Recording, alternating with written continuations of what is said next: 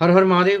આજનો વિષય છે ષડાષ્ટક નામનો અશુભ યોગ કઈ રીતે બને અને કઈ રીતે રિઝલ્ટ આપે. તો જન્મ કુંડળીની અંદર બે ગ્રહો વચ્ચેનું અંતર જ્યારે 150 અંશનું હોય ત્યારે આ યોગ બને છે. ગ્રહો જ્યારે એકબીજાથી છઠ્ઠે આઠમે હોય ત્યારે આ યોગ અશુભ ફળ આપે છે. અને ખાસ કરીને શનિથી દસમે મંગળનો કેન્દ્ર યોગ ખૂબ જ અશુભ ગણવામાં આવ્યો છે.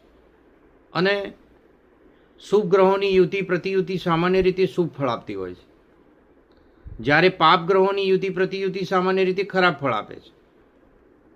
માટે અહીં એ બાબત ખાસ લક્ષમાં રાખવાની છે કે નૈસર્ગિક પાપ ગ્રહ પારાશર ઋષિના મત મુજબ યોગકારક બનતો હોય તો તે ઉત્તમમાં ઉત્તમ ફળની પ્રાપ્તિ આપે છે. અને જ્યારે શુભ ગ્રહો નીચત્વ પામતા હોય તો તે ખરાબ ફળ આપે છે. માટે એ કઈ રીતે કુંડળીમાં બને છે એ જોયા પછી નક્કી થતું હોય છે. હર હર મહાદેવ.